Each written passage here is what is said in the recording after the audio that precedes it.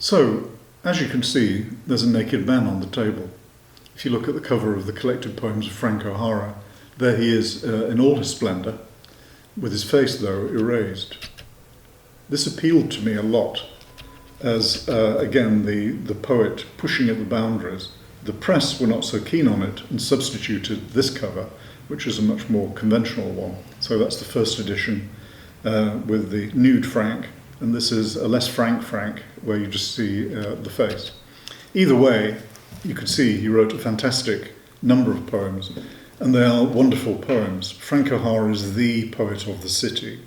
No poet was ever more obviously attached to his city and expressed it in his work, except perhaps for Baudelaire and Paris, another story. But Frank O'Hara is still, although he died in 1966, the poet of New York City. And now there are blue plaques up to him outside houses where he lived. If you go down to the south tip of Manhattan, Battery Park City, and lean for support on the railings as you look out towards the big clock on the Jersey Shore, what you're leaning on is Frank O'Hara's words, because they're in the railings. Words by O'Hara about loving the city rather than the country, and loving the excitement that only New York City could bring. And that excitement was one that communicated itself to me through reading, and I still read and write on O'Hara's poetry. But of course it made me want to go to New York. So I did.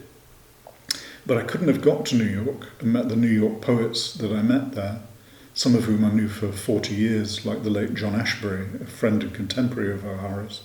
Couldn't have got to New York and stayed in the Chelsea Hotel in its grimy pomp, when it was the place where you went to meet interesting people and to be in a real kind of arts bohemia, which was the 20th century New York version of what Paris had been for the poets and painters in the 19th century. Couldn't have done that, strangely, if it hadn't been for Cambridge, not Cambridge, Massachusetts, but Cambridge, UK, because some of these poets, like Ashbery, like other poets, Robert Creeley, Robert Duncan, I didn't meet them for the first time in the United States, even though I was becoming a scholar of American literature. I met them in Cambridge.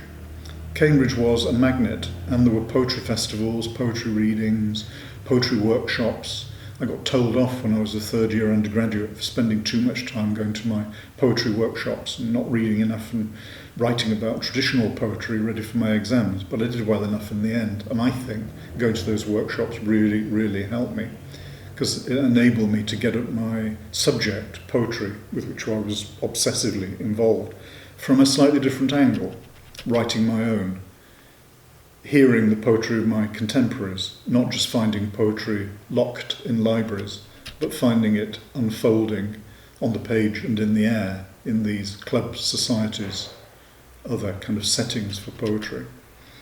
So, looking back, where did this all begin? And it really began when I was at school, but not really when I was in the school. So what would happen is that I'd go, on my way home, I'd go through the centre of Manchester. And I was a very bookish kid, and I was already very interested in poetry. I was discovering modern poetry in particular when I was in my teens. And so I used to go in a shop, Wilson's bookstore in Manchester, and I'd find books like this, Howl by Allen Ginsberg. It's one of the key books in the Beat movement of 1950s San Francisco and New York. Experimental poetry, very provocative. The book was banned when it came out and was the subject of an important court case to do with free speech and what it was deemed possible for poets to say and not say, print and not print. And you can tell about Howl that it is not really the size of a normal book. If we compare it to this work by another poet, Frank O'Hara, it's pocket-sized, literally. There was something I really liked about that this was poetry for reading on the move. It was poetry almost you were wearing. You weren't carting it about, some great tome. You got it on you, it was in your pocket, you take it out, read it on the bus. And that gave it a kind of slightly samizdat, underground, as we would have said, quality, that this was speaking to you in a way that textbooks at school didn't. And of course it was a howl of protest. and the excitement of that in the 1960s, which was when I read it. The book, I guess, was about 10 years old when I first read it, really stuck with me. I'm just going to read a little bit, the opening. Howl.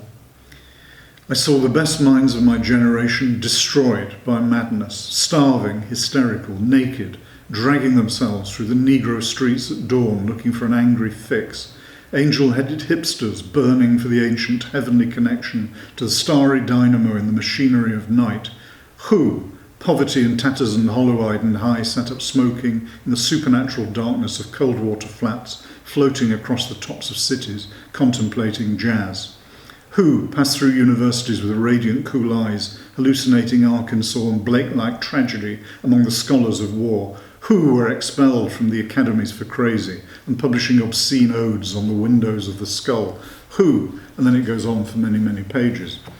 Now you can immediately hear from that this is a guy who's a bit on the edge, not just psychologically but socially and in terms of breaking various laws, and who is going over the boundaries of what is permissible in order to experiment, find, discover, and bring back his findings, which come to him through music, through what he sees, and through other more visionary, sometimes distorted or hallucinatory channels. And this was a challenge not only to the laws of the time, but to the poetic laws of the time, because you were still supposed to write in rhyme, and poetry was supposed to be neat and careful and rather quiet in what it took on. And this is anything but. And that lack of quietness is influenced partly by, in a curious way, liturgy, that repetitive who did this, who did that, who did the other, and back to that verbal anchor, who did. But that is also very much jazz, and jazz was very important, still is very important to me. So key jazz artists like Thelonious Monk, Charlie Parker, would famously not play the same tune in the same way on 2 consecutive evenings. The solo in particular, in the middle of the piece that they would play, would be different and would draw on what they were thinking, what they were living, what they were imagining that moment. So it's a very snapshot in time, momentary, evanescent, there and then gone improvisation.